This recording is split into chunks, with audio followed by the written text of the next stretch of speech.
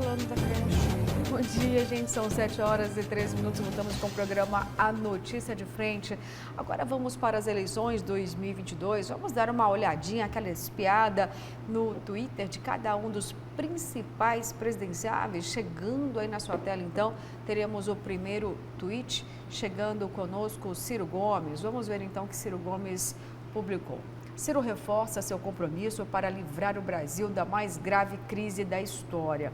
É preciso mudar esse modelo econômico e político que só produz estagnação por um lado e corrupção por outro.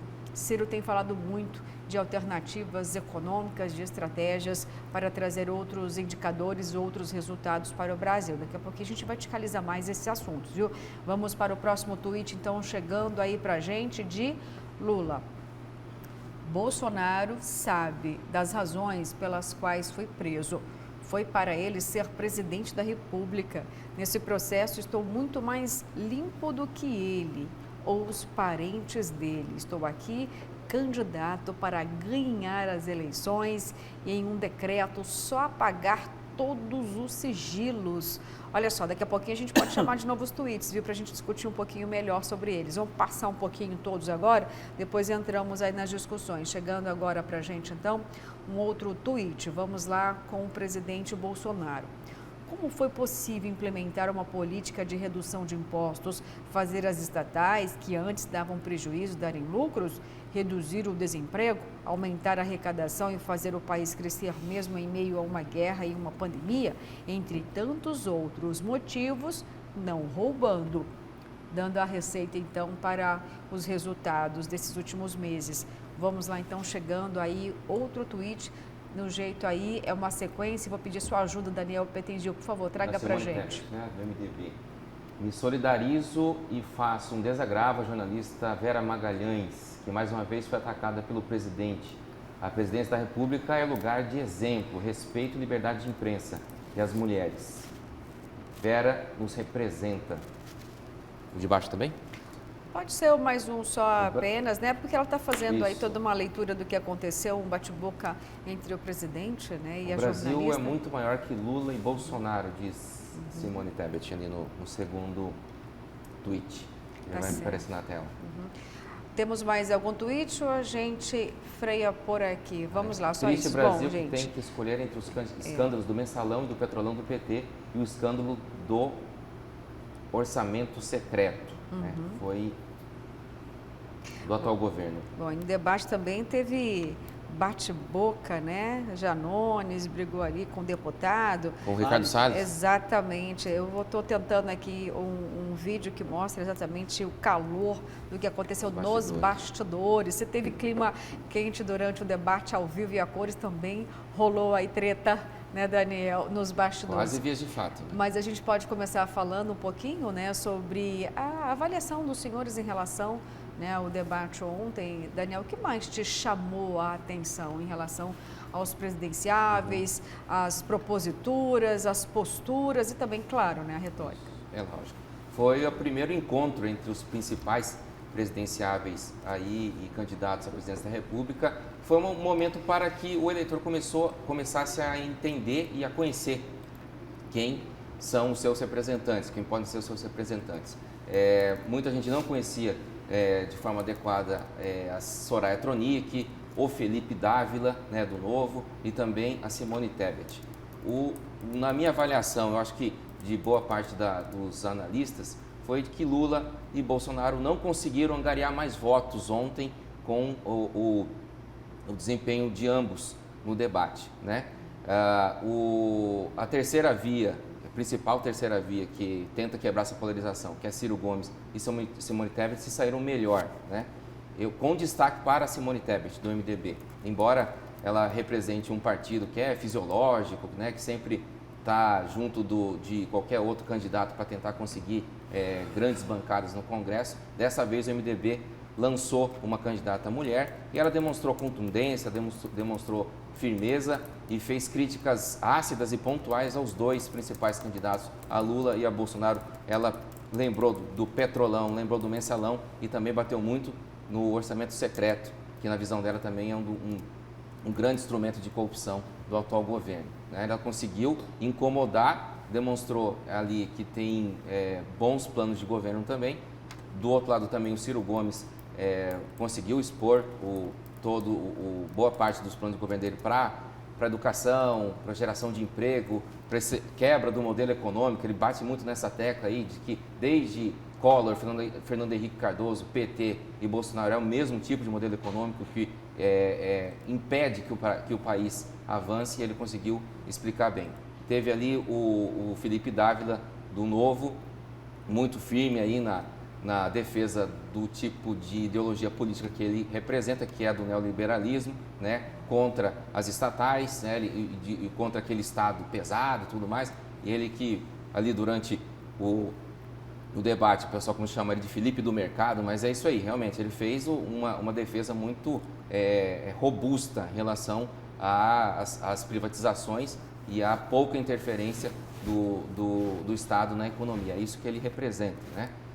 Tivemos também a Soraya, teve alguns momentos de embate ali. Em relação a Lula e Bolsonaro, o Lula, de forma esperta ali para ele acabou escapando da questionamento de corrupção, né? Ele tentou contornar, né, mostrar quais foram os feitos dele na época do seu mandato, né, e tentar fugir um pouco das provocações que o próprio Jair Bolsonaro fazia, justamente para não entrar no jogo ali, não se perder. Mas quem assistiu o debate viu o Lula uma rotação um pouco mais baixa, um tom mais baixo, não teve um bom desempenho, né, na minha opinião. E o Bolsonaro estava indo de uma forma, se comunicando de forma eficiente com a própria bolha, né, porque é isso que ele faz, e até que houve aquele enfrentamento com a jornalista Vera Magalhães. Isso aí acabou por mudar o rumo do debate e até da própria postura dele. Ele, que tem tentado avançar casas em relação ao apoio do público feminino, regrediu ali na hora que aconteceu esse enfrentamento. Ele preferiu atacar a jornalista e isso acabou gerando reações dos outros pré-candidatos também, né? Só lembrando que tanto que ele acusou esse golpe, que depois disso o Bolsonaro tentou colocar a temática feminina em tudo quase. Perguntaram para ele sobre armas e ele falou sobre mulher, né? Sobre a questão do feminismo, do feminismo e tudo mais, e das ações que o tal governo sancionou leis em relação às mulheres, entregou títulos de terra para as mulheres. Então, você vê que o eleitorado principal, o maior eleitorado do Brasil é feminino. O Bolsonaro sabe que tem que avançar em relação a esse eleitorado, tanto é que tem utilizado os serviços da primeira-dama para quebrar essa resistência, mas ontem houve esse episódio aí desnecessário, né, com a jornalista, que acabou por atrapalhar um pouco essa caminhada que ele tem em relação às mulheres, né? Mas assim, de uma maneira geral, acho que foi importante para o eleitor fazer essa análise do debate, conhecer os seus candidatos e, na minha opinião, acho que quem se destacou um pouco melhor realmente foi a Simone Tebet do MDB. Obrigada, Daniel Petencio. Professor Haroldo, fique à vontade, por favor, para trazer a sua avaliação. O debate sempre foi e sempre será, a meu ver, um espaço democrático, até porque todos estão ali sobre as mesmas regras e com o mesmo tempo de televisão, o que não acontece na propaganda eleitoral. Eu acho isso extremamente importante, do ponto de vista isonômico, ou seja, todos os candidatos realmente têm o mesmo tempo e podem colocar para o eleitor o que pensam, as suas propostas e as suas ideias. Eu, particularmente, acho que quem ganhou o debate foi claramente o presidente Jair Bolsonaro em todos os sentidos. Foi muito seguro em todas as suas respostas, não desviou de resposta alguma, né? Particularmente, acho que ele foi pesado em determinados momentos, concordo com o Daniel, né? Ele poderia ter, estrategicamente, né, ter respondido de uma outra forma à jornalista, apesar de ter sido agressiva à jornalista, da forma com que ela se colocou, né? Mas ele simplesmente comprou a ideia da jornalista e acabou entrando na onda da jornalista. Eu, particularmente, se fosse assessor dele, já teria o orientado nesse sentido. Falando em assessoria, o pior de todos no debate ali foi Luiz Inácio Lula da Silva, de um despreparo impressionante. Ele veio com um discurso de 20 anos atrás. Realmente, o jornalista Ricardo Cocho e o João Santana, o marqueteiro João Santana, estão fazendo muita falta para Lula, né? Até porque eram as pessoas que orientavam, sopravam na cabeça do Lula o que é que ele deveria falar. Observe que na primeira pergunta, A coisa mais grave em que está taxado a ele, de forma incisiva, por parte do presidente Jair Bolsonaro, dizendo o seguinte: olha, seu governo foi um governo cleptocrata, um governo de corruptos, um governo de corrupção, né? 900 bilhões da Petrobras desviados, aparelhamento da Petrobras, né? Ele simplesmente não respondeu. Rodou, falou de saúde, falou de desmatamento, falou disso, falou daquilo, mas não respondeu a pergunta sobre corrupção. E foi sempre assim, flanando sobre os temas, sem necessariamente apontar. Quem ajudou muito, indiretamente, o presidente Jair Bolsonaro, para que ele pudesse ter êxito nesse debate? Ciro Gomes. Ciro Gomes o tempo todo acabou criando uma atmosfera positiva, indireta até mesmo para o presidente Jair Bolsonaro naquela situação. Inclusive foi incisivo em determinadas situações, dizendo o seguinte: quando o presidente Lula disse, olha, mas você simplesmente fugiu aqui do Brasil e foi embora para Paris. Ele falou assim, mas né, eu fiquei aqui. Ele falou assim, não, eu não fui. O Lula, eu não fui. Não, você não foi porque você estava preso. Você estava preso, né? É isso. Para o primeiro debate, eu acho que foi bom, foi propositivo, todos tiveram oportunidade de expor as suas ideias, né? Eu espero que o debate seja cada vez de mais alto nível e que prevaleça, sobretudo, a verdade dos fatos, a verdade das coisas. Porque discurso bonito, muitos têm, né? Mentir, muitos mentem, mas mentem copiosamente. Chega a ser impressionante como é que mente. E imediatamente as redes sociais já apresentam as mentiras, né?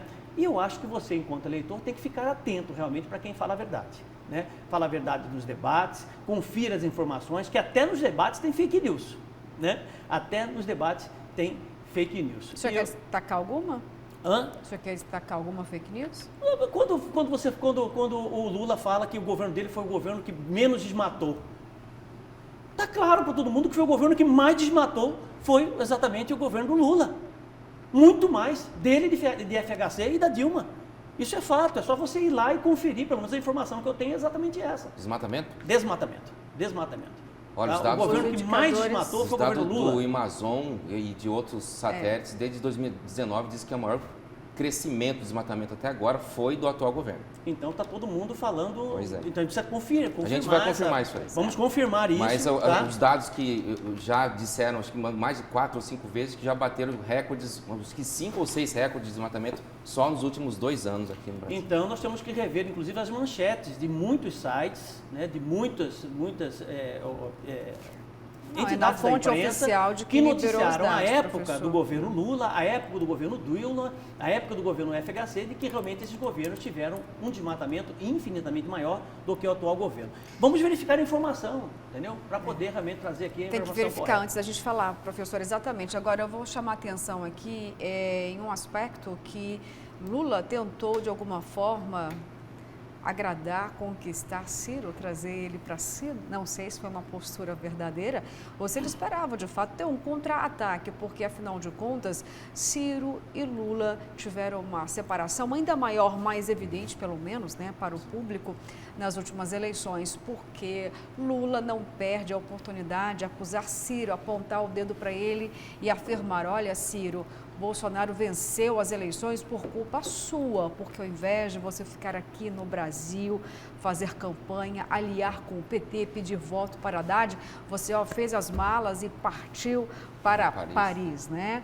E aí Ciro sempre contesta esse posicionamento, não é a primeira vez, então, ou seja, Lula também colocou ali, naquele momento, a jugular dele exposta, sabia que iria vir um contra-ataque, porque Ciro já explicou por diversas vezes, foi para Paris, foi, mas ele voltou ao Brasil, disse que votou no PT, liberou todos também de ajudar o PT naquelas eleições, mas o número de eleitores não seria suficiente para propor uma virada. E aí, claro, que ele não perde a oportunidade de falar, eu fui para Paris ou não foi para lugar nenhum, porque não podia, estava atrás das grades. E aí o Lula diz para o Ciro, mas eu gosto de você, eu quero você comigo. Ciro disparou, o senhor é um encantador de serpentes, não vai mais uma vez me dominar. Mais ou menos isso.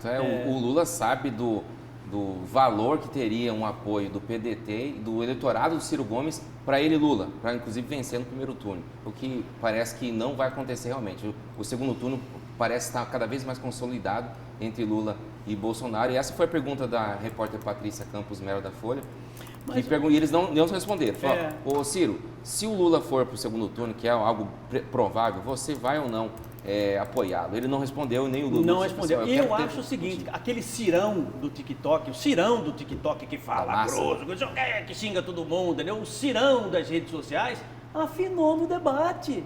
Cadê as provas contra o presidente Jair Bolsonaro que você regurgiteia o tempo todo e diz o seguinte, ele é ladrão, ele é bandido, ele é vagabundo, você tá entendendo? Cadê as provas? Mas não tocou no assunto, cara. Você está entendendo?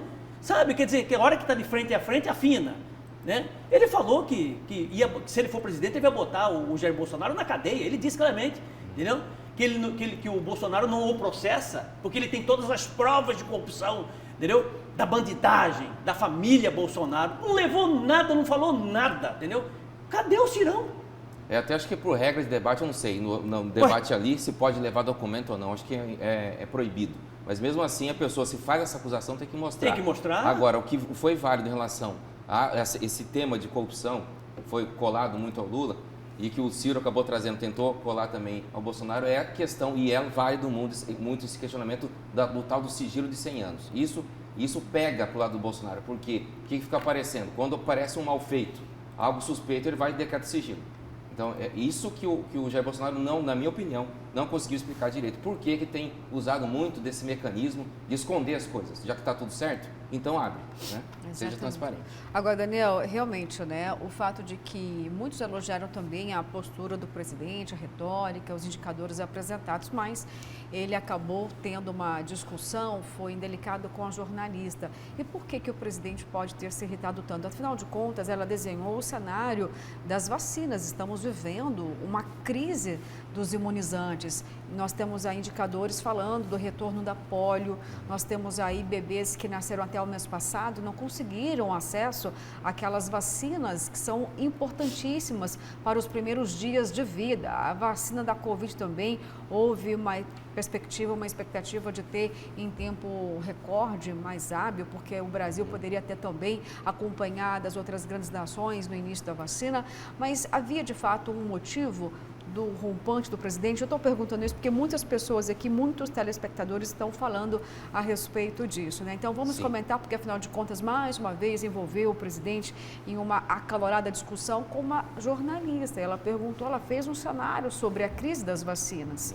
Minha opinião, peço licença do professor para discordar dele em relação ao questionamento que a jornalista fez. Ela fez toda uma contextualização do movimento anti-vacina, né? Esse movimento anti-vacina, que tem como símbolo representante o próprio presidente Jair Bolsonaro, tem resultado nessa baixa adesão de outras campanhas vacinais aqui no país. Você já citou pólio, sarampo, né? Tem vacinas que até pouco tempo atrás nenhuma família questionava, olha, você tem que levar seu filho para vacinar e ponto final. Agora, o movimento anti-vacina cresceu muito nos últimos anos, né?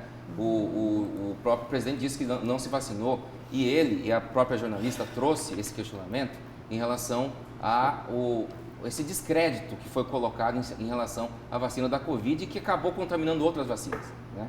Mas assim, era uma possibilidade de que o próprio presidente fizesse o contraponto, mas acabou não fazendo, né? E aí ele acabou criticando, questionando e atacando a jornalista e deu no que deu. Obrigada, Daniel. Vou lembrar aqui que o número de eleitoras é bem maior do que o número de eleitores. E o presidente tenta conquistar o voto feminino, mas não consegue escapar, professor, dessas tensões envolvendo, no caso, mulheres. E também tocando no assunto vacina, realmente atinge principalmente quem? As mães. Porque uma mulher, professor, que acabou de dar à luz, vai e procura um posto de saúde, não tem a vacina necessária para a criança. Então, naquele momento, penso eu que o presidente perdeu a oportunidade de dar uma resposta mais diplomática e verdadeira em relação ao problema dos imunizantes. Não, sem dúvida alguma, né? O problema é que muitos queriam que comprasse vacina sem mesmo a vacina ter sido aprovada ainda. Isso é fato, né? Isso não dá para imputar exatamente ao governo federal essa questão toda, né? A baixa da cobertura vacinal vem desde 2015, observem, né? Desde 2015 nós temos problema, uma luta dia D de vacinação, um esforço do governo federal, né? Com a pandemia da Covid-19 piorou-se mais ainda a situação por conta exatamente do isolamento. As pessoas, não foi só a questão vacinal, né? Outros problemas, as próprias cirurgias eletivas ficaram para trás, quer dizer, muitas pessoas deixaram de fazer os exames preventivos, enfim, todo um desarranjo foi causado em função da Covid-19, né? E agora existe um esforço gigante do governo federal de BCG, que está faltando por conta de reforma de fábrica, né?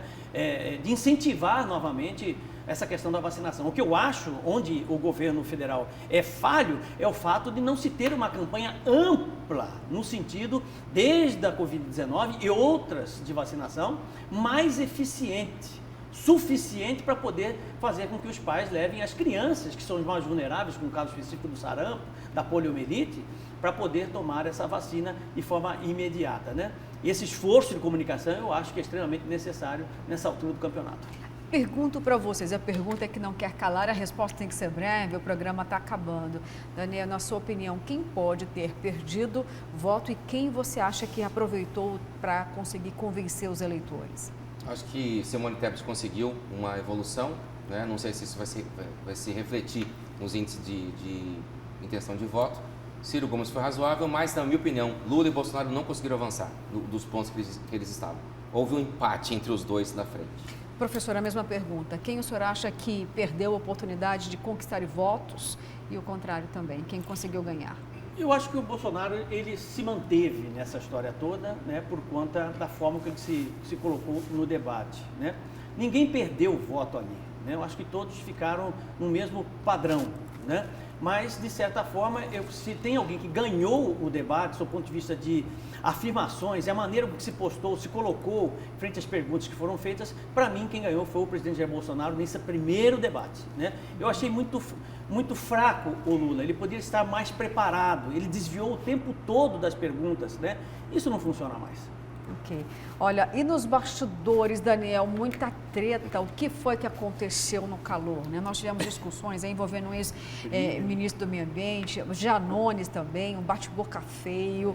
Conta pra gente por que essa alta tensão nos bastidores. Ali havia uma sala separada, né, para os assessores e também para as pessoas que estavam mais próximas das campanhas. E o André Janones, que até pouco tempo era candidato à presidência da República e desistiu para apoiar o presidente Lula, ex-presidente Lula, encontrou o ex-ministro Ricardo Salles, né? Já havia um bate-boca anterior entre ambos e aí eles acabaram se encontrando lá e quase houve vias de fato que o pessoal teve que intervir, senão saía briga mesmo. Ali, nesse momento, o Janones está batendo boca com outro assessor, né? Com outro representante do bolsonarismo, ali faz uma provocação. E aí é xingamento de todo tipo, né? O Ricardo Salles já havia saído ali da sala no momento, mas quase houve vias de fato, realmente o clima, a temperatura aumentou demais ali nos bastidores. E olha que não teve plateia também no debate, né? Ficou só numa sala separada, mas a turma do Deixa Disso teve que entrar para poder evitar uma briga aí física. Dizem por aí, professor, quando o diálogo se faz presente, as tensões acabam ficando para segundo plano, mas nesse momento em que os diálogos aumentam, os presidenciáveis se comunicam, o que nós temos aí de resultado é diferente. Eles se comunicam, eles brigam pelas redes sociais e aí quando se encontram, dá nisso. Desculpa, professor, o tempo acabou, a gente estourou aqui, mas amanhã tem muito mais. Fiquem com Deus e até amanhã, às 6 horas. Espero por você.